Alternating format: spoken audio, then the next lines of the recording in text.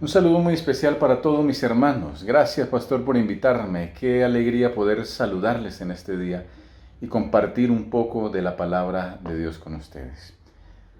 Hay días simplemente raros, en lo que todo pareciera resultar al revés de como lo hemos planificado. Esperábamos victorias y al final del día tan solo obtenemos derrotas. Esperábamos hacer el negocio de la vida, pero solo hubo bancarrota. Esperábamos que la persona entendiera. Cuando nos acercamos para aclarar las cosas con esta persona, nos damos cuenta que el malentendido se agrandó, que solamente vinieron complicaciones.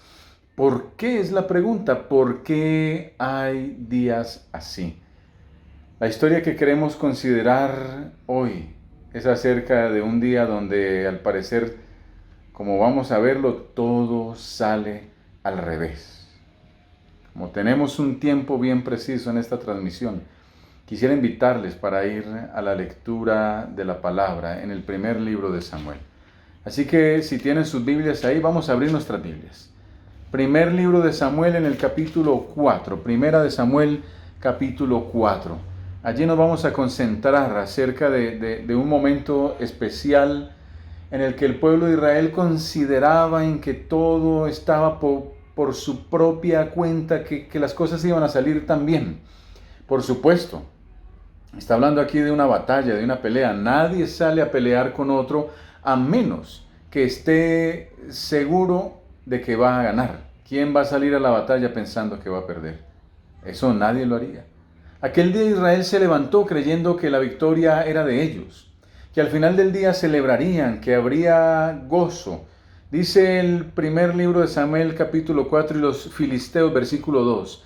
Los filisteos presentaron batalla a Israel y trabándose el combate, Israel fue vencido delante de los filisteos, los cuales hicieron batalla en el campo y murieron como 4,000 hombres aquel día. 4,000 hombres, dice otra versión, fueron heridos, murieron 4,000 hombres. Imagínense usted esa circunstancia. Fue sorpresivo, negativo, humillante, increíble.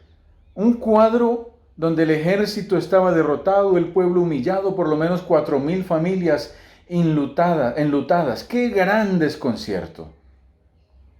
Mientras regresaban para el campamento, se convocó a una reunión donde asistieron todos los ancianos del pueblo y ellos se preguntaban lo siguiente que usted puede encontrar allí en el versículo 3, en la segunda parte del versículo: ¿por qué nos ha herido hoy Jehová delante de los filisteos? ¿Por qué nos ha herido hoy Jehová delante de los filisteos? Es interesante ver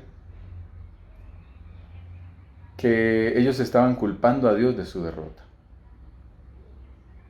Se van a la batalla, no consultan, pero ahora le culpan a Dios de la derrota que han tenido. Por el momento no veían que el problema estaba en ellos. Se lo estaban atribuyendo al Señor. Al parecer, alguno de los ancianos propuso lo siguiente, y sigue diciendo el versículo 3, traigamos a nosotros de Silo el arca del pacto de Jehová, para que viniendo entre nosotros nos salve de mano de nuestros enemigos, los filisteos. La idea era ir a Silo. En Silo era el lugar donde estaba el sacerdote, donde estaba el santuario. Allí estaba el arca del pacto en el lugar santísimo de ese santuario. Este mueble era el más sagrado de toda la tienda, de todo el santuario de Israel. Estaba prohibido que alguna persona lo mirase, incluyendo a los propios sacerdotes que ministraban en el santuario. Si alguien desobedecía, moría en el acto. De hecho, solamente el sumo sacerdote, una vez por año, en el gran día del Yom Kippur, con la autorización de Dios, podría entrar para celebrar su ceremonia y podía estar allí frente al arca. La idea era que se trajese el arca. Ellos de alguna manera estaban entrando en un tema místico, en una superstición. Ahora habían venido con un pensamiento como tan popular del que tenían todos los pueblos en derredor, y era que era suficiente con tener el arca allí. Miren, si nosotros seguimos leyendo el versículo 4, es muy interesante. Y envió el pueblo a Silo, y trajeron de allá el arca del pacto de Jehová de los ejércitos que moraba entre los querubines. Y los dos hijos de Elí, Ofni, Finés estaban allí con el arca del pacto de Dios. Y aconteció que cuando el arca del pacto llegó al campamento, todo Israel gritó con tan gran júbilo que la tierra tembló. Y cuando los filisteos, versículo 6, oyeron aquella voz de júbilo, dijeron: ¿qué voz de gran júbilo es esta en el campamento de los hebreos? Y los filisteos tuvieron miedo, dice el verso 7. Tuvieron miedo, porque decían: ha venido Dios al campamento. Y dijeron: ay de nosotros, pues antes de ahora no fue así. Verso 8, ay de nosotros. ¿Quién nos librará de la mano de estos dioses poderosos? Estos son los dioses que hirieron a Egipto con toda plaga en el desierto. Eso está terminando de decir el versículo 8. Ay de nosotros. El pueblo quería huir, los filisteos querían salir corriendo porque se habían dado cuenta que allí estaba el arca. Y ellos consideraban que el arca era el Dios o los dioses del pueblo de Israel, los dioses que habían hecho proezas o el Dios que había hecho proezas, que había derrotado ejércitos. ¿Cuánto temor estaban experimentando en ese momento? El versículo 9 de la historia relata que los capitanes filisteos reprimieron a sus ejércitos para que no huyeran. Esforzaos, oh filisteos, y sed hombres, para que no sirváis a los hebreos, como ellos os han servido a vosotros. Sed hombres y pelead. Ellos prefirieron morir peleando que huir. El informe de esta segunda batalla está a partir del versículo 10. Si usted tiene su Biblia, léala. Y dice el versículo 10, pelearon pues los filisteos, e Israel fue vencido, y huyeron cada cual a sus tiendas. Y fue hecha muy grande mortandad, pues cayeron de Israel aquel día 30,000 hombres de a pie. 30,000 derrotados más en esa segunda batalla. Pero esto no fue todo. Allí no termina la historia. La Biblia dice que también el arca del pacto fue arrebatada, fue llevada cautiva. Verso 11, el arca del pacto fue tomada y muertos los hijos de Elí, Ofni y Finés. Y desde el versículo 12 aún en adelante, aún más se complica la situación. Cuando la noticia llegó a Silo en boca de un soldado que logró escapar de la batalla, hasta el versículo 18 se relata todo lo que pasó. Elí, dice allí, era ya un anciano de 98 años, estaba totalmente ciego, tenía sobrepeso, sentado en su silla, escucha el alboroto, preguntó qué pasaba cuando escuchó los gritos del pueblo, que escuchaban la noticia de aquel soldado. Ese hombre entró rápidamente para informar: nos han derrotado, miles han muerto de entre los nuestros. Es bien interesante esto. También fue hecha gran mortandad en el pueblo, versículo 17. Y también tus dos hijos, Ofni y Finés, fueron muertos, y el arca de Dios fue tomada. Y dice el verso 18, y aconteció que cuando él hizo mención del arca de Dios, Elí cayó hacia atrás de la silla al lado de la puerta y se desnucó y murió, porque era un hombre viejo y pesado. Había juzgado a Israel por 40 años. Imagínense. Pero el asunto no terminó allí. Para terminar con un día como ese, la esposa de Finés, dice allí el versículo 19, su nuera, la mujer de Finés, que estaba encinta cercana al alumbramiento, oyendo el rumor de que el arca de Dios había sido tomada, y muertos su suegro, su marido, también el cuñado, se inclinó y dio a luz, porque le sobrevinieron sus dolores de repente, y al tiempo que moría, aquella dama se estaba muriendo en ese momento, Le decían las que estaban junto a ella: no tengas temor, porque has dado a luz un hijo. Mas ella no respondió ni se dio por entendida. Y en el versículo 21, la Biblia dice que antes de morir le pone nombre a este niño y llamó al niño Icabod, diciendo: traspasada es la gloria de Israel, por haber sido tomada el arca de Dios y por la muerte de su suegro y su marido. Dijo pues: traspasada es la gloria de Israel. Icabod. Ahí ustedes pueden ver el numerito pequeño que está en sus Biblias, la referencia, y abajo dice: esto es sin gloria. Traspasada ha sido la gloria de Israel. Naturalmente, en un acontecimiento como este levanta muchas preguntas.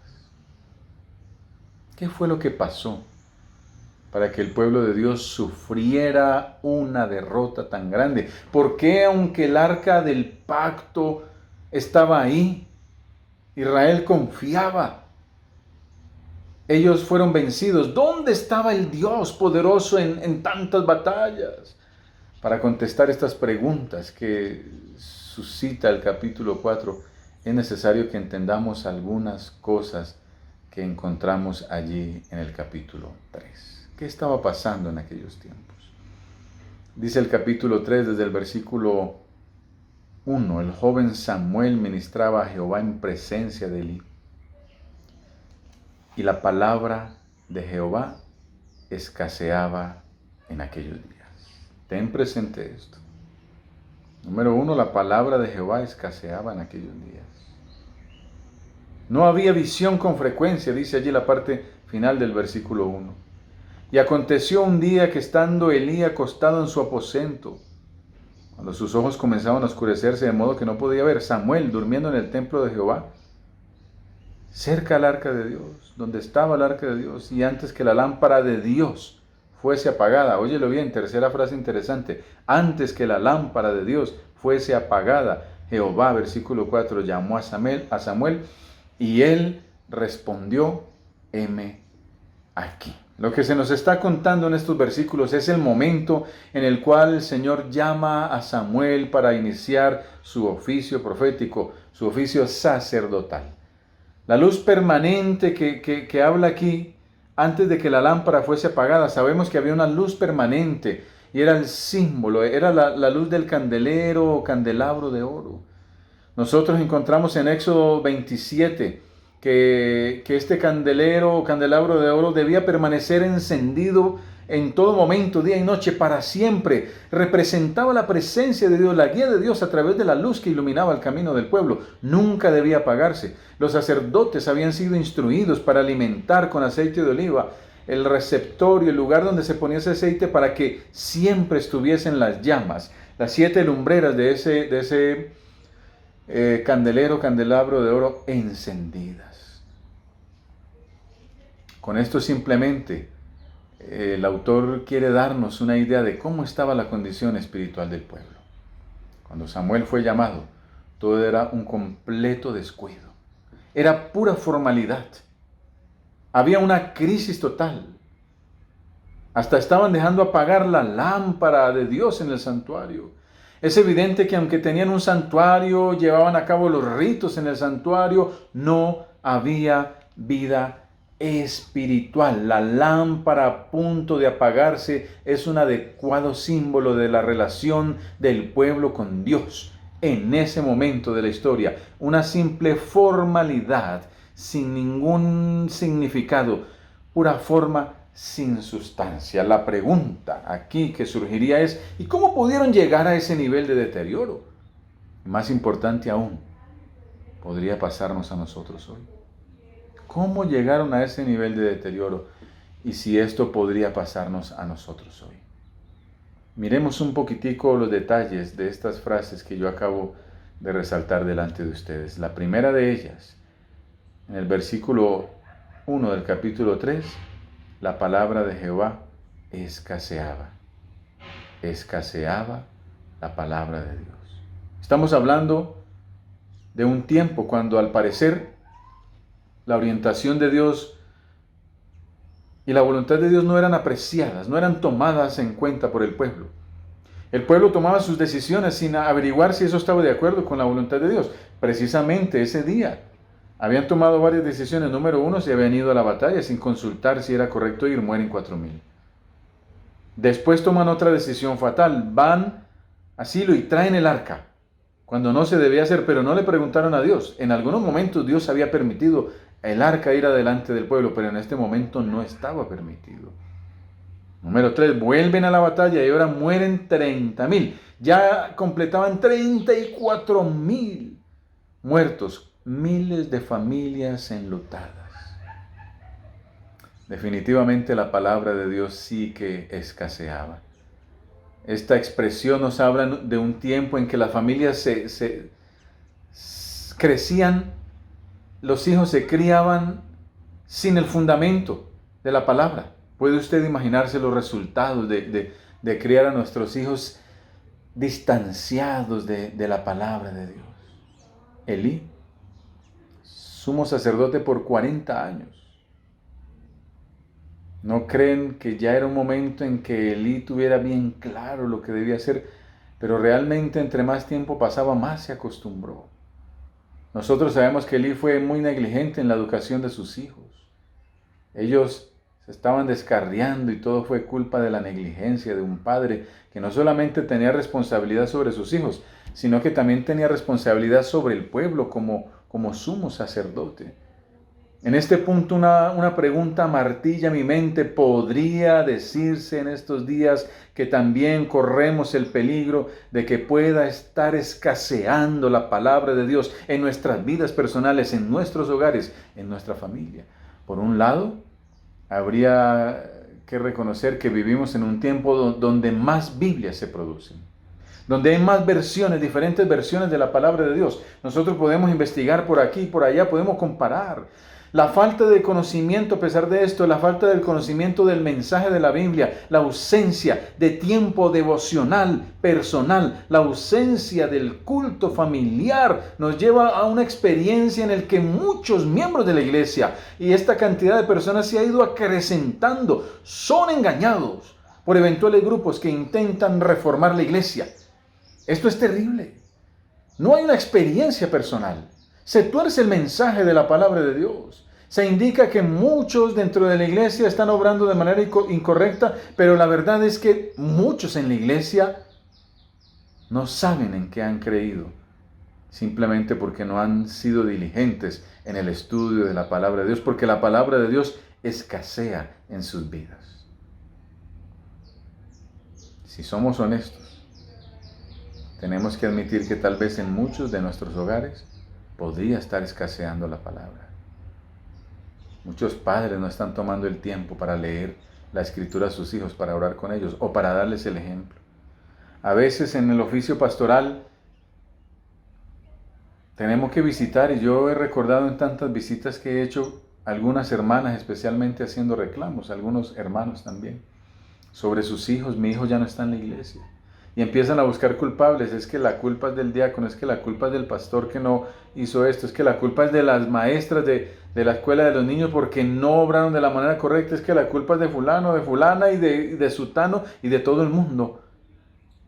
Y yo simplemente pregunto, bueno, ¿cuántas veces a lo largo de todos estos años que criaste a tus hijos, ellos se levantaron temprano en la mañana de repente para ir al baño y pasaron por allí por la puerta de tu habitación y te vieron arrodillado delante de Dios, aún siendo oscuro el día? ¿O te vieron escudriñando la palabra de Dios? ¿Cuántas veces en todos los años que viviste con tus hijos o que has vivido con tus hijos, ellos te han visto dándoles ese ejemplo? Y saben que muchas veces aquellas madres lo único que han tenido que reconocer es que muy pocas veces, tal vez ninguna. ¿Cuántas veces tomaste a tus hijos para hacer el culto familiar, para leer la Biblia con ellos?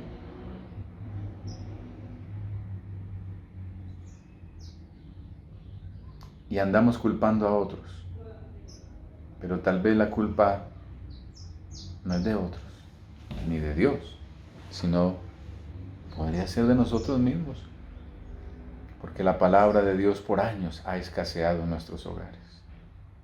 Nadie lo sabe, no pasa nada, nos hemos acostumbrado a vivir así, pero la triste realidad es que una persona en cuya vida escasea la palabra de Dios verá apagarse la lámpara de Dios en su vida. Todo es cuestión de tiempo. Cada día vendrá más oscuridad, más tinieblas. Eventualmente no estará esa persona en la capacidad de enfrentar las pruebas que le aguardan a los hijos de Dios. Y al fin resultará en un muy buen candidato para abandonar la fe, para abandonar la iglesia. Y es allí donde resultan mil excusas. Pero la razón es una sola: el escaseamiento de la palabra de Dios. Si las Sagradas Escrituras escasean en nuestra vida, esto significa que también moriremos espiritualmente. Miren este texto, esta cita que tengo del libro La Educación, página 126. Aquí la tengo escrita, se las voy a compartir. En la palabra de Dios está la energía creadora que llamó a los mundos a la existencia. Esta palabra imparte poder, engendra vida. Cada orden es una promesa, aceptada por la voluntad, recibida en el alma, trae consigo la vida del ser infinito, transforma la naturaleza y vuelve a crear el alma a la imagen de Dios. Número 1, pregúntate: ¿estará escaseando la palabra de Dios en tu vida, en tu hogar? El texto también dice, en la parte final del versículo 1, capítulo 3, en aquellos días no había visión con frecuencia. Aparte de que escaseaba la palabra, de que no estaban escuchando la voz de Dios, tampoco le estaban viendo. No había visión con frecuencia. ¿Cómo podemos nosotros ver a Dios? Esta declaración deja de manera muy implícita, muy clara, que Dios no aparecía en visión tan frecuentemente como en los antiguos tiempos. Evidentemente el autor está aludiendo aquí a un problema de frecuencia en las visiones, y esto implica que el Señor no estaba dispuesto a guiar a su pueblo de la manera en que lo había hecho antes. No porque no quisiera hacerlo, sino porque el pueblo se resistía a dejarse guiar por él. Sin embargo, es evidente que ya para entonces la vida espiritual de Israel había decaído mucho. Lógicamente, podríamos decir que esta situación es también el resultado de la escasez de la palabra. Cuando no nos acercamos a Dios a través de la palabra, pues tampoco sentimos la necesidad de clamar a Él, de verle a través de los ojos de la fe. Es decir, una real experiencia con Dios a través de la oración. No se puede tener visión de Dios sin la experiencia de la oración. Y la lámpara a punto de apagarse era el símbolo de una nación que vivía sin oración y una nación que vivía sin la palabra de Dios. En ausencia de esas visiones de Dios, el pueblo terminó dependiendo de su propia sabiduría, abandonando al Señor, haciendo su voluntad y aún reteniendo simplemente una forma de religión externa, pero no una experiencia real en sus vidas. Una vez más surge la pregunta: ¿podría decirse también de esta generación, de la nuestra hoy en día, que nos falta una experiencia de oración más enfática, más real, para tener una adecuada visión de Dios? No se puede negar que la oración no es precisamente un asunto que despierte la pasión de muchos. De hecho, en más de un lugar la oración ha llegado a ser simplemente un evento especial por allí, una semana de oración, nos reunimos unos ciertos días a orar, hacemos 40 días de oración, un evento. de oración y pasamos ese tiempo, nos consagramos en ese tiempo y después de eso, nada. Volvemos a nuestra realidad. En realidad todo esto no es más que la prueba que podríamos estar orando poco. Y siendo que la oración es el alimento del alma, es como la respiración de la vida espiritual. Entonces, el plan de Dios no es que la oración sea un evento aislado, sino un estilo de vida. Mi hermano, mi hermana, nadie puede proponerse simplemente respirar por algunos días, por 15 días, por 40 días y después no volver a respirar. Sería ridículo ponernos de acuerdo para hacerlo de esa manera. No tenemos un tanque para abastecer, necesitamos constantemente seguir respirando y necesitamos constantemente seguir alimentándonos de la palabra de Dios. Ustedes conocen muy bien el canto juvenil. El hecho está bien claro allí en las palabras de ese canto. Mucha oración, mucho poder. Poca oración, poco poder. Y yo quisiera agregar algo más. Ninguna oración, ningún poder. No hay fórmula mágica. Lo que hay es un gran principio. La oración y la palabra alientan nuestras vidas espirituales. La vida espiritual no tiene sustancia sin oración. La vida espiritual no tiene significado sin el estudio de la palabra. No importa cuánto tiempo tengas en la iglesia, no importa lo que tú hagas en la iglesia, puedes ser un líder reconocido de la iglesia. Si no tienes una experiencia de oración, tienes una simple religión, pero no tienes una vida espiritual. Tienes una formalidad, pero no una experiencia, un significado de tu vida espiritual. ¿Tienes lámpara? Sí, pero a punto de apagarse. Por todo esto podemos ver claramente que Israel había perdido el sentido de la realidad. Se conformó con los símbolos, con la apariencia de la religión, mientras descuidó su esencia, su contenido. Este es el pueblo que encontramos en el capítulo 4, cuando deciden irse a la batalla 2 veces, cuando deciden traer el arca pensando que el arca era Dios, que simplemente por el arca estar allí estaba Dios allí. Pero miren, de nada les servía tener simplemente un arca allí si no tenían el agrado y la presencia de Dios en sus vidas. Miren esta cita que les tengo aquí, que está en Patriarcas y Profetas, página 670. El arca, dice allí, era solamente un símbolo. Cuando Israel puso su fe en el arca, olvidando al Dios que simbolizaba el arca, la ayuda que le prestó el sagrado mueble fue la misma que le podía dar cualquier objeto de madera. Es decir, no tenían la presencia ni la ayuda de Dios. La experiencia de Israel en el tiempo de Elí nos muestra claramente que no hay atajos ni fórmulas mágicas en la vida espiritual. No los hay, mi querido hermano. Tenemos que ser muy conscientes de esta realidad. Si se descuidan los grandes principios de la vida de Cristo que Él nos orientó, nos dio como ejemplo, no habrá arca que nos salve, no habrá nada que nos pueda salvar.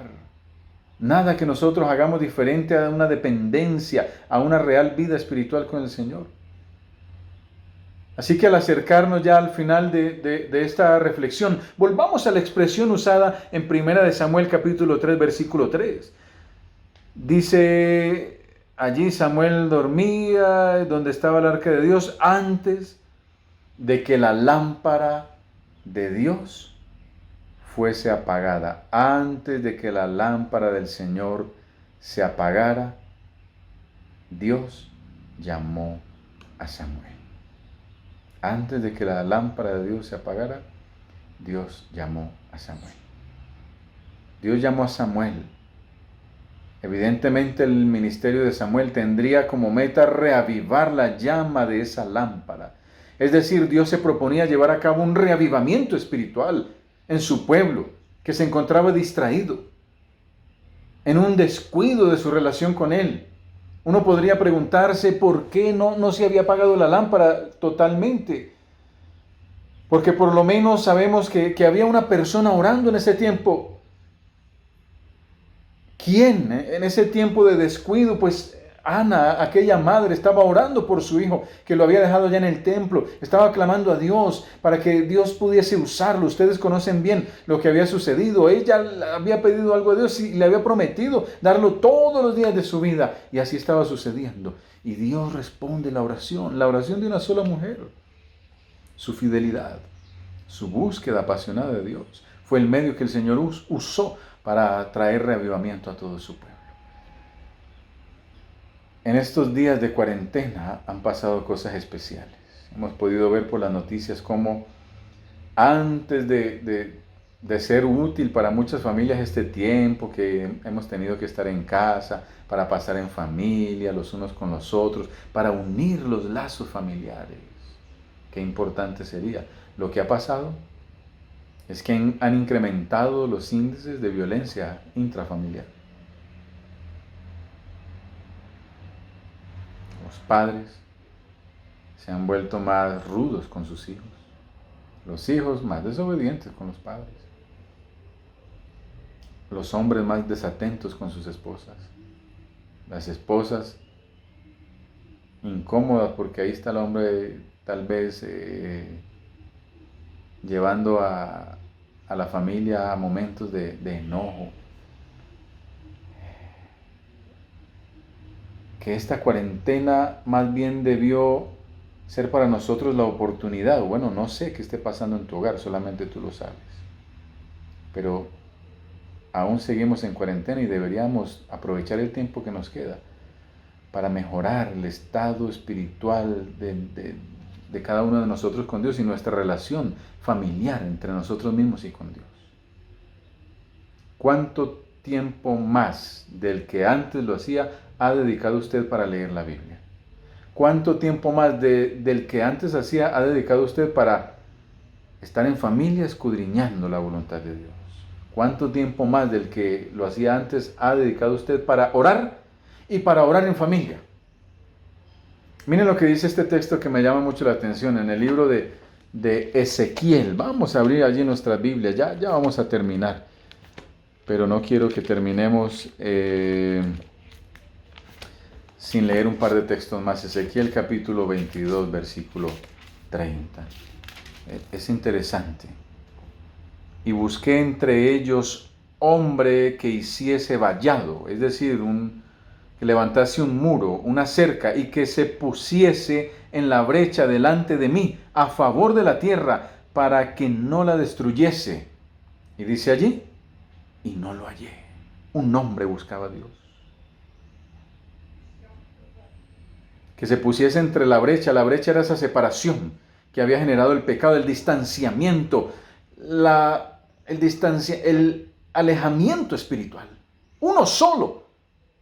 Que se pusiese allí como un puente entre Dios y entre sus hijos. Uno solo en la familia.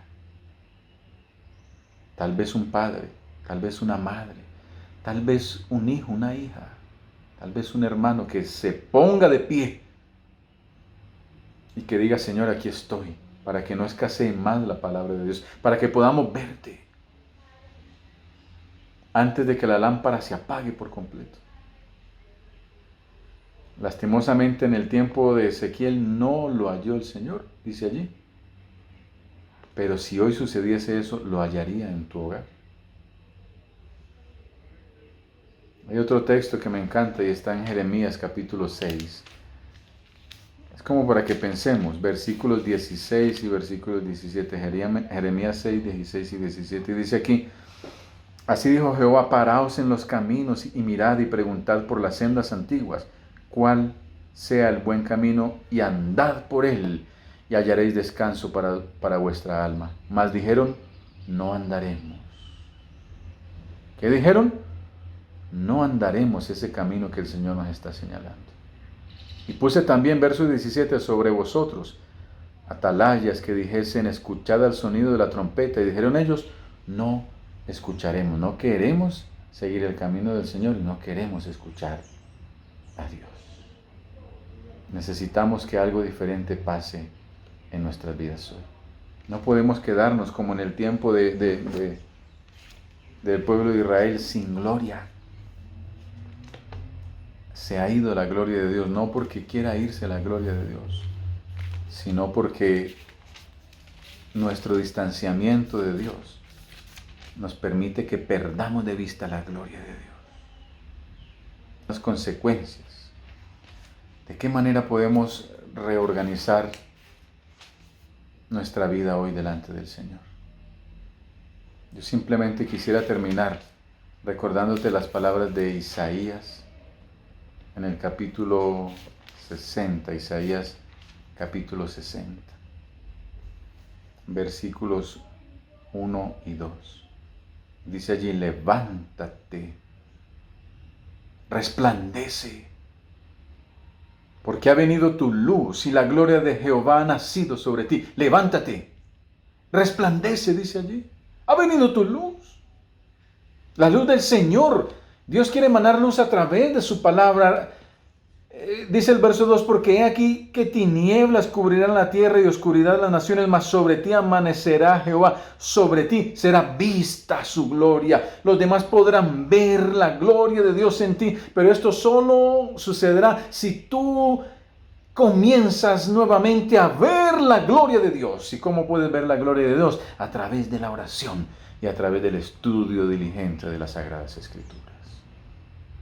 De esa manera la lámpara brillará. Levántate, te dice el Señor, resplandece. No permitas que esta cuarentena, antes de generar cosas positivas, siga generando cosas negativas. Que antes, en vez de dedicar más tiempo a lo que conviene, ahora dedicas más tiempo a ver películas, a hacer poco de cosas que no deberías estar dedicando tanto tiempo. Dedica tiempo a lo que conviene y el Señor te dará su bendición. Levántate y resplandece. No dejes pasar esta oportunidad, mi hermano. Que el Señor te ayude cada día de tu vida, en el resto de esta cuarentena y por el resto de tu vida, que así lo quieras, porque Dios lo quiere, para que puedas brillar, para que puedas iluminar primeramente a tu familia, que se puedan recomponer las cosas ahí en el interior de tu hogar y que puedas ser una lumbrera para tantos otros a los cuales puedes iluminar. Quiero invitarte para cerrar tus ojos en este momento. Y allí donde estás, si estás con tu familia, acércate a ellos. Reconsagra tu vida a Dios y tengamos un momento especial de oración. Querido Padre, gracias Señor por tu maravillosa bendición en este día. Te rogamos, Dios Santo, que nos permitas corregir lo que esté funcionando mal en nuestras vidas.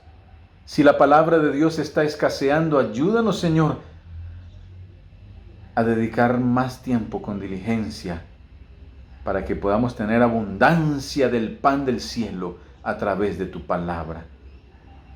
Si hemos dejado de verte a través de los ojos de la fe, ayúdanos a ser más diligentes en los momentos de oración y en la calidad de esos momentos de oración. Y permítanos, Señor, como familias, acercarnos, unir nuestros lazos en esta temporada de confinamiento, para que al terminarla podamos dar honra y gloria, porque nos has sustentado primeramente, pero también nos has permitido utilizar todo este tiempo para mejorar nuestra calidad de vivencia familiar y nuestra calidad de experiencia contigo.